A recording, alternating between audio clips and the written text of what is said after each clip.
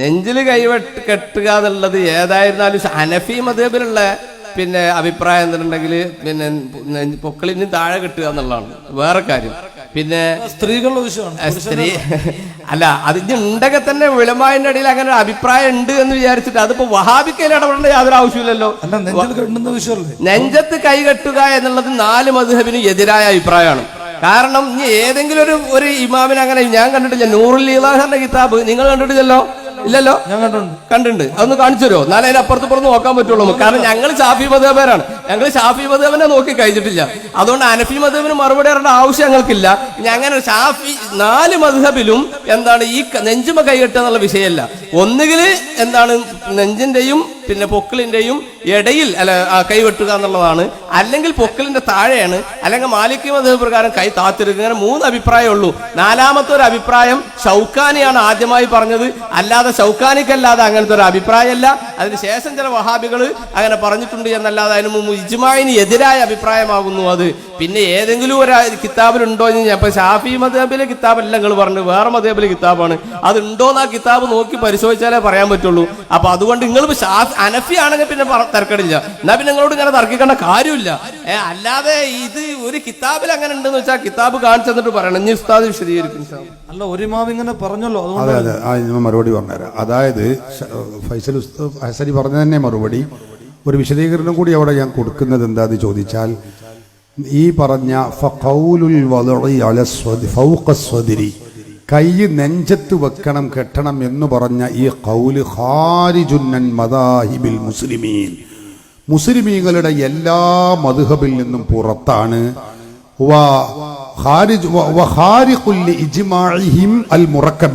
മുസ്ലിമീങ്ങൾ ഏകോപിച്ചു വന്ന ഇജ്മാ ആയ കാര്യമുണ്ട്, ഒരഭിപ്രായം.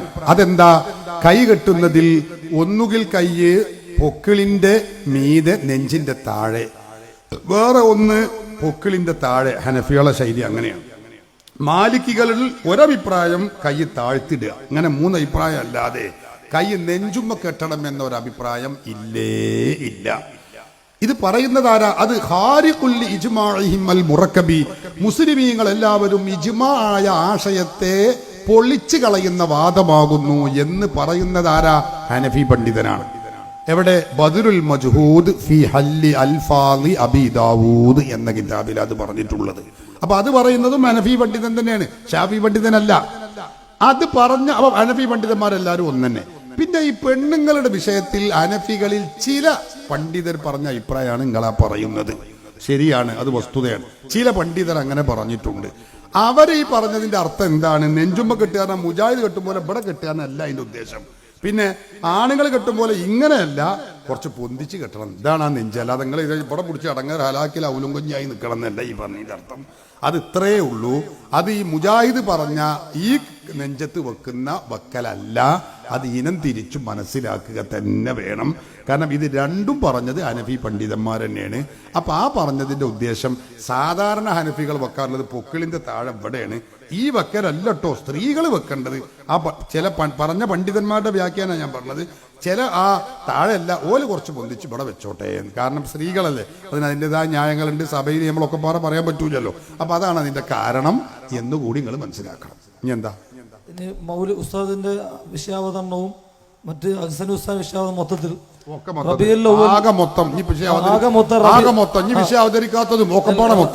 റബീഉൽ അവ്വലിന്റെ ഒരുപാട് മഹത്വവും ശ്രേഷ്ഠതയൊക്കെ പറഞ്ഞുള്ള പ്രസംഗമായിരുന്നു. ഉറപ്പാണ്. എന്നാൽ കേരളക്കരയിൽ ജീവിച്ച് വർണ്ണപ്പെട്ട സമസ്ത ദക്ഷിണ EKAP എല്ലാ യുവവും അംഗീകരിക്കുന്ന വടുതല താഴ്വ മുഹമ്മദ് കുഞ്ഞി മൗലി പാടിയിട്ടുണ്ട്. മൗലിദ് കഴിക്കൽ മുമ്പ് പതിവില്ലാത്തത് അതല്ലേ? അതന്നെ പറഞ്ഞത്. റബീഉൽ അവ്വൽ മാസമാണ്. ഇപ്പൊ മുഖാമുഖം എത്ര ആയിപ്പോയാല് റബീഉൽ അവ്വൽ അതന്നെ ഞങ്ങൾ നടത്തിയത്. അവിടെ ഒക്കെ ഇത് പറയുന്ന കാര്യം അത്. അതുകൊണ്ടാണ് ഞാനത് അങ്ങോട്ട് പറഞ്ഞത്. ഇത് അവിടെ വന്നാ ഉടനെ അങ്ങനെ പറയും. അപ്പൊ താഴ്വ മുഹമ്മദ് കുഞ്ഞുമോലി മൗലിദ് കഴിക്കൽ മുമ്പ് പതിവില്ലാത്തതാ, അത് ഹിജ്റ 300 ശേഷം വന്നതാ. മുജാഹിദുകളങ്ങൾ റബീഉൽ അവ്വൽ മാസത്തിൽ ഉറക്കത്തിൽ വിളിച്ചു നോക്കി. അപ്പോൾ പോലെ പറയും മൗലിദ് കഴിക്കൽ മുമ്പ് പതിവില്ലാത്തതാ, അത് ഹിജ്റ 300 അപസ്മാരം പിടിച്ച ആൾക്കാരെ പോലെ ചൊല്ലി പഠിപ്പിച്ചതാണ് നേതാക്കള്. എന്താ അത് കാരണം? ഇത് ആളുകളെ പറ്റിക്കാൻ മൗലിദ് കഴിക്കാൻ മുമ്പ് പതിവില്ല എന്നും പറഞ്ഞിട്ട് സഹോദരന്മാരെ തെറ്റിദ്ധരിക്കരുത്. അതെന്താ? തഴവ മുഹമ്മദ് കുഞ്ഞ് മൗലവി മൗലിദ് കഴിക്കൽ മുമ്പ് പതിവില്ലാത്തതാണ്, അത് ബിദ്അത്താണ്, അത് പാടില്ല എന്നല്ല മൂപ്പര് പറയുന്നത്. ആ വരിയുടെ തൊട്ടു മുകളിലും താഴെയും നോക്കിയാൽ കാണാ അതുപോലെ അമലുൽ മൗലിദും അതിനാളുകൾ കൂടുന്നതെല്ലാം തന്നെയും സുന്നത്തുകൾ, അതുകൊണ്ട് ആ കൊല്ലം മുസീബത്തൊക്കെയും നീങ്ങുന്നതാണെന്നാണ് ഇബ്നുൽ ജൗസിയും. തഴവ അങ്ങനെ പറയുന്നത്. അമലുൽ മൗലിദ് എന്ന മൗലിദ് കഴിക്കുക, മൗലിദ് അതുപോലെ അമലുൽ മൗലിദും അതിനാളുകൾ കൂടുന്നതെല്ലാം തന്നെയും സുന്നത്തുകൾ. അമലുൽ മൗലിദ് മൗലിദ് കഴിക്കലും അതിനാള് കൂടലും ഒക്കെ സുന്നത്താണ്. അതുകൊണ്ട് ആ കൊല്ലം മുസീബത്തൊക്കെയും നീങ്ങുന്നതാണെന്നാണ് ഇബ്നുൽ ജൗസിയും. ഹാഫിള് ഇബ്നുൽ ജൗസി മഹാൻ അവറുകൾ രേഖപ്പെടുത്തുന്നു, റസൂലുള്ളാഹി തങ്ങളുടെ മൗലിദ് ഓതിയാൽ ഫഹുവ അമാനുൽ ലിഹാദൽ ആം, ആ ഓതുന്ന വർഷത്തിൽ അത് സുരക്ഷയാണ്, മുസീബത്തുകൾ നീങ്ങാൻ വേണ്ട ഫലപ്രദമായ ഒരു ആത്മീയ ചികിത്സയാകുന്നു.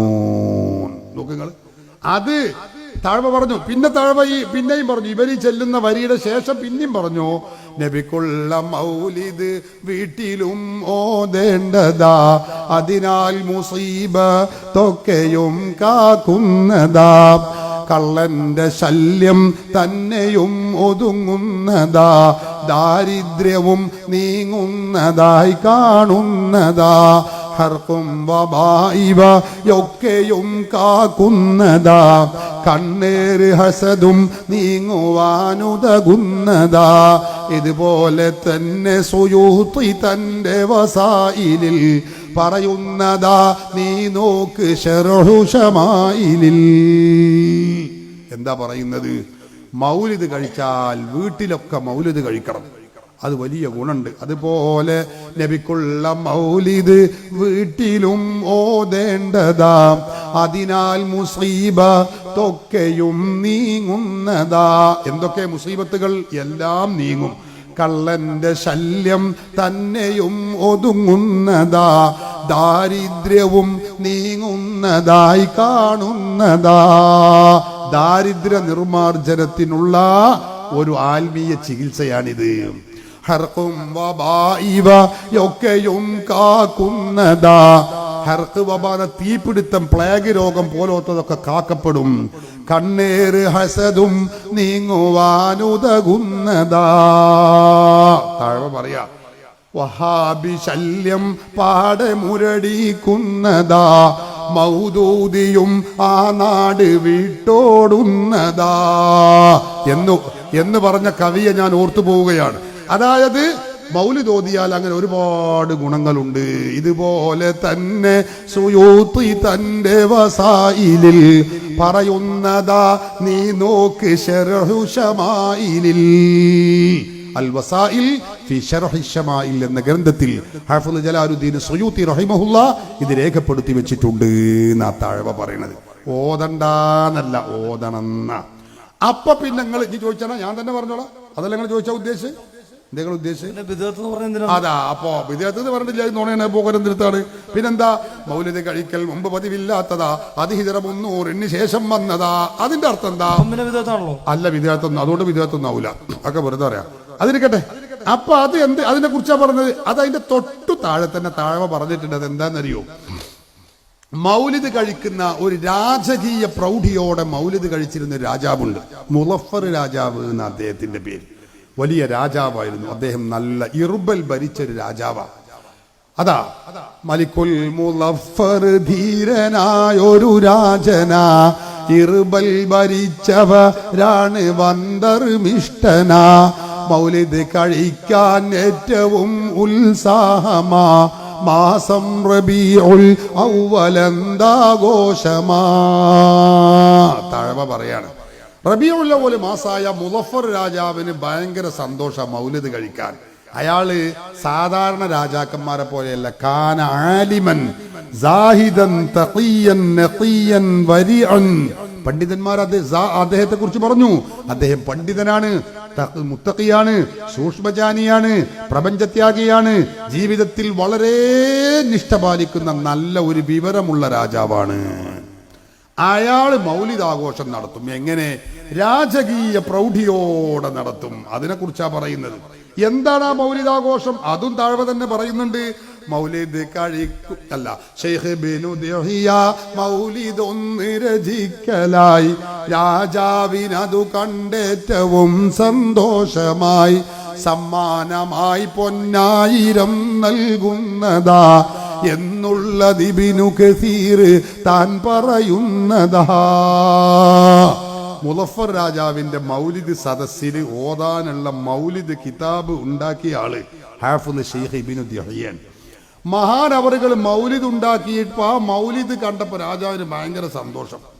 അപ്പൊ അതിന് കൈമടക്ക് കൊടുത്തത്ര സമ്മാനമായി പൊന്നായിരം നൽകുന്നതാ. 1000 സ്വർണ്ണ നാണയാണ് കൈമടക്ക് കൊടുക്കേണ്ടത്. മൗലിദിന്റെ സംഖ്യ കൂട്ടണം എന്നപ്പോ പറഞ്ഞത്, മനസ്സിലായി? അങ്ങനെ ഉള്ള മൗലിദാഘോഷ.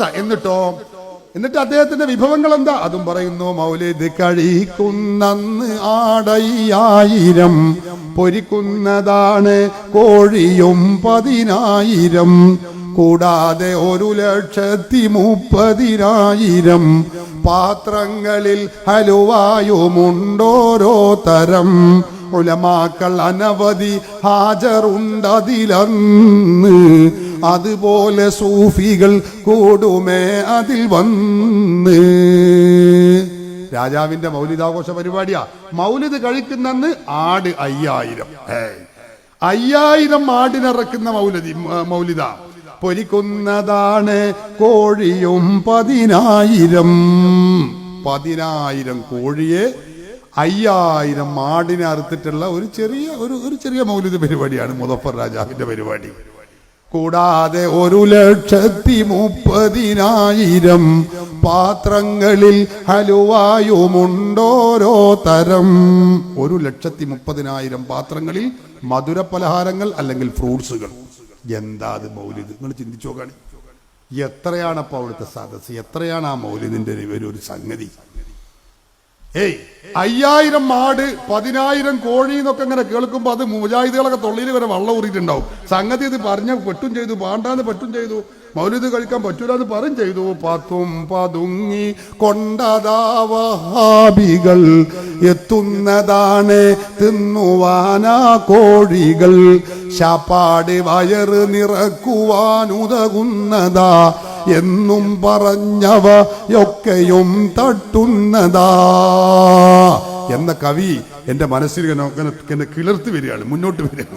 എന്താ കാരണം എന്ന് ചോദിച്ചാൽ മുജാഹിദ് പറയുന്നതാണ്. മുജാഹിദിന്റെ സൽസബിൽ ഉമർ മൗലവിയോട് ചോദ്യം, അല്ല നേർച്ചച്ചോറ് തിന്നാൻ പറ്റുമോ? അപ്പൊ മൂപ്പര മറുപടി എന്താ? തിന്നണമെന്ന് പൂതിന്റെ. അപ്പൊ അതിന് കൊടുത്ത് ചോദിക്കുക. അപ്പൊ അതിന് മൂപ്പര ഫത്വ, അതിന് പറ്റിയൊരു ഫത്വ. എന്താ ഫത്വ? ശാപ്പാട് വയറ് നിറക്കുവാനുതകുന്നതാ. അതായത് തീറ്റ 2 കോലുണ്ട്. ഒന്ന് വയറ് നിറക്കുക എന്ന ലക്ഷ്യത്തിലുണ്ട്. പിന്നെ നമ്മളൊക്കെ മറ്റെന്ത് നിറക്കുക തിന്നരുത്. അപ്പൊ എന്താ ഒരു തിന്നണം, അതിനുള്ളൊരു ഞാൻ ഉണ്ടാക്കുക. ശാപ്പാട് വയറ് നിറക്കുവാനുതകുന്നതാ എന്നും പറഞ്ഞവയൊക്കെയും തട്ടുന്നതാ. അത് വയറ് നിറക്കുക എന്ന ലക്ഷ്യത്തിലാണെങ്കിൽ കുഴപ്പമില്ല. അങ്ങനെ സഹോദരന്മാരെ, അങ്ങനെ 5000 ആട്, 10,000 കോഴി, 1,30,000 പാത്രങ്ങളിൽ ഹലുവ. ഉലമാക്കൾ അനവധി ഹാജറുണ്ടതിലന്ന്, അതുപോലെ സൂഫികൾ കൂടുമേ അതിൽ വന്ന്. ആ മൗലിദിൽ ഒട്ടേറെ ഉലമാക്കൾ സംഗമിക്കുന്നു, സൂഫിയാക്കൾ വരുന്നു. എല്ലാവരും ആ മൗലിദിൽ ഗംഭീരമായി അണിനിരക്കുന്നു. ചുരുക്കി പറഞ്ഞാൽ 3 ലക്ഷം പൊന്ന പ്രതിവർഷവും മൗലിദ് കഴിക്കാനെന്ന ബഹുമാനപ്പെട്ട മുളഫർ രാജാവിന് 3 ലക്ഷം സ്വർണ്ണ നാണയാണ്. 3 ലക്ഷം സ്വർണ്ണ നാണയാണ് ഒരു വർഷത്തെ മൗലിദ് കഴിക്കാൻ.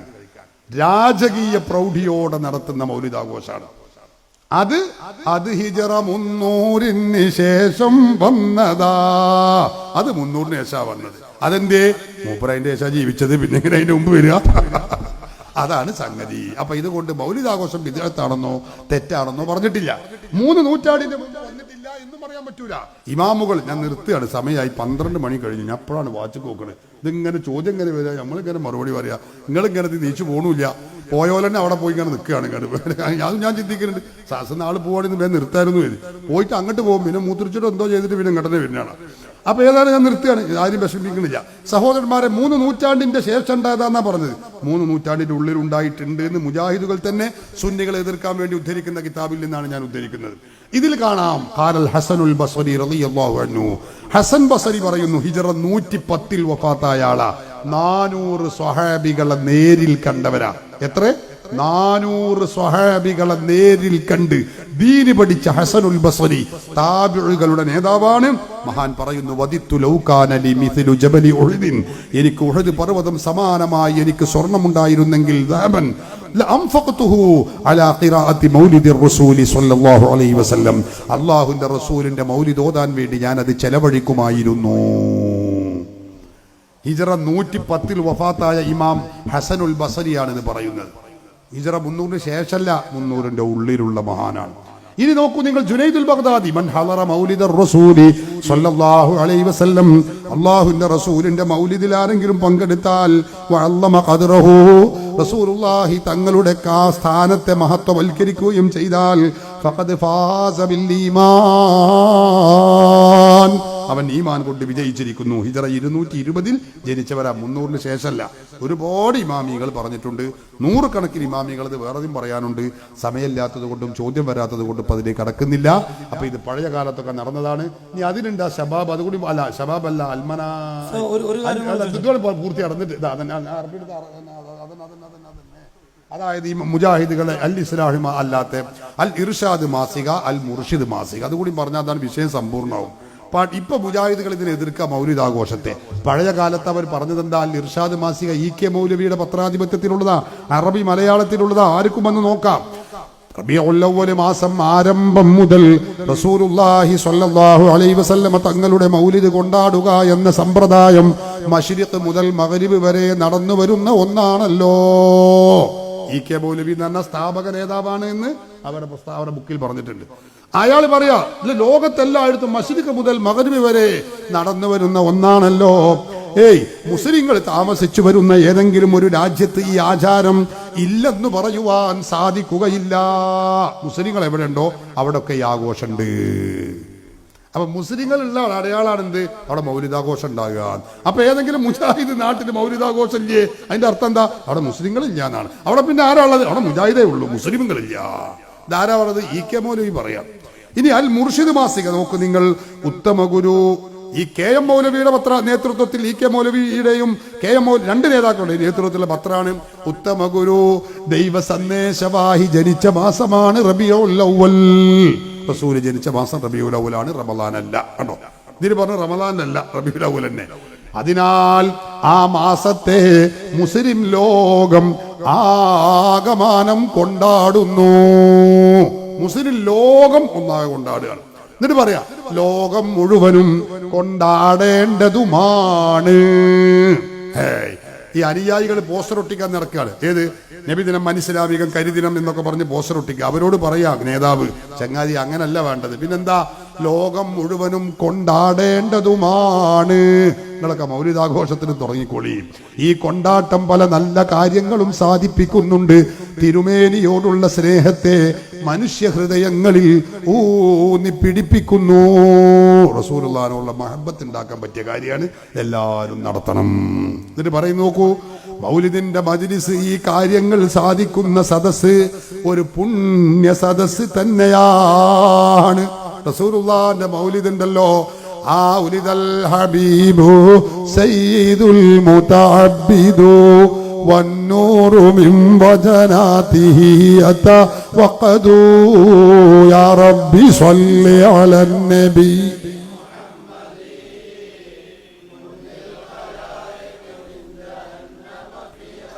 ഇങ്ങനെ ചൊല്ലുന്ന മൗലിദിന്റെ മജ്ലിസ് അത് പുണ്യ സദസ്സാണ്. അത് ബിദ്അത്തല്ല, നരകത്തിലേക്കല്ല, വലാലത്തല്ല, അത് പുണ്യ സദസ്സാണ്. അതിൽ സംബന്ധിക്കുവാൻ തൗഫീഖ് ലഭിക്കുന്നവർ ഭാഗ്യവാന്മാരുമാണ്. മൗലിദിന്റെ മജ്‌ലിസ് സംബന്ധിക്കാൻ എല്ലാവർക്കും ഭാഗ്യം കിട്ടൂല, തൗഫീഖ് ഉള്ളവർക്കേ ഭാഗ്യം കിട്ടുള്ളൂ, അവരെ ഭാഗ്യവാന്മാരുള്ളൂ. അപ്പൊ അതിൽ സംബന്ധിക്കാത്ത മുജാഹിദുകളെ, നിങ്ങൾ മഹാ നിർഭാഗ്യവാന്മാരാകുന്നു. ഞാൻ പറയല്ല, KM മൗലവി പറയുന്നു, ഒന്നാമത്തെ പ്രസിഡന്റ് പറയുന്നു, ഒന്നാമത്തെ നേതാവ് പറയുന്നു. അന്നൊക്കെ അവർക്ക് സുന്നത്ത്, വാജിബ്, പുണ്യകർമ്മം. പിന്നെ എന്നാണ് മുജാഹിദ് ആഫീസിലേക്ക് ജിബിരിയിൽ ഇറങ്ങിയിട്ട് പറഞ്ഞത് ഇത് നരകത്തേക്ക് പോകണമെന്നാണ്, ഇത് ബിദ്അത്താണ്, ആ പുതിയ ആയത്തൊന്ന് കിട്ടണം നമുക്ക്. അത് ഇറങ്ങിയതേ ജിബിരിയിലാവൂല, അത് മറ്റേ വലിയ മൂപ്പരുണ്ടല്ലോ, മൂപ്പർ ഇറങ്ങിയതേക്കാരം. അതാണ് ഇബ്ലീസുൽ ലഈൻ. അവരല്ലാതെ ഈ ജാതി ഈ വിടുവായുത്വം പറയില്ല. സഹോദരങ്ങളെ, ലോകത്ത് എല്ലാവരും നടത്തിയ പുണ്യകർമ്മമാണ്, മുസ്ലിം ലോകം ആചരിച്ചതാണ്. ലോകത്ത് നടക്കുന്ന മൗലിദാഘോഷത്തിന്റെ ഒരു ചെറിയ ചിത്രം ഒന്ന് വെച്ചു കൊടുത്താൽ നിർത്തുകയാണ്, സമയം വൈകി. ലോക തലങ്ങളിൽ എല്ലായിടത്തും മൗലിദ് നടക്കുന്നുണ്ട് എന്ന് ആ 25 രാഷ്ട്രങ്ങളുടെ, അമേരിക്ക, ബ്രിട്ടൻ, സൈപ്രസ് തുടങ്ങി എല്ലാ രാജ്യങ്ങളും. അത് മാത്രമേ മറ്റൊക്കെ പാടാൻ പറയാൻ സമയമില്ല. കഴിഞ്ഞ റമളാൻ നിങ്ങൾക്കറിയോ, റബീഉൽ അവ്വലിൽ അല്ല, ഈ റബീഉൽ അവ്വൽ 12-നും കഴിഞ്ഞ റബീഉൽ അവ്വൽ 12-നൊക്കെ ആരംഭ റസൂലുള്ളാഹി സ്വല്ലല്ലാഹു അലൈഹി വസല്ലം തങ്ങളെ ചാരത്ത് മദീനയിൽ വെച്ച് നടന്ന മൗലിദ് ആഘോഷത്തിൽ ആയിരങ്ങളാണ് പങ്കെടുത്ത്. യാ നബി ചൊല്ലിയിട്ടുള്ള മൗലിദ് അതൊക്കെ ഇതിലുണ്ട്, പറയാനും കാണിക്കാനും. ഗവൺമെന്റ് അല്ല നടത്തുന്നത്, മനുഷ്യന്മാർ നടത്തണതാ. പിന്നെ ഗവൺമെന്റ് അങ്ങനെ നടത്തുക, മനുഷ്യന്മാരെല്ലാം പങ്കെടുത്ത.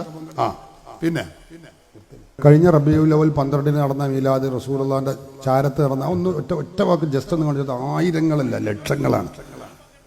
വേണ്ട അതെന്നെ കാണിച്ചേട്ടെ, നിങ്ങൾ പങ്കെടുത്തുക്കണ. അല്ലാഹു അക്ബർ. അതാ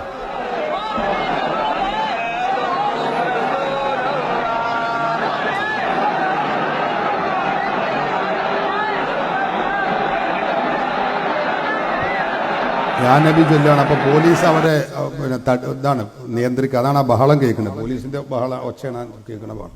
കഴിഞ്ഞ വെച്ചെടുത്ത കഴിഞ്ഞ വർഷം നടന്ന് റസൂലുള്ളാഹിന്റെ ഖുബ്ബത്തുൽ ഖദറ ആണ്.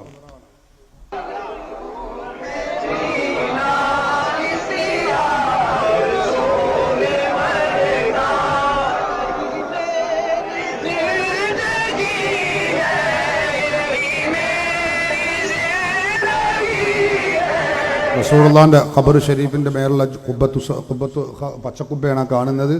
ലക്ഷങ്ങളാണ് അവിടെ സംബന്ധിച്ചുള്ളത്. കഴിഞ്ഞ 12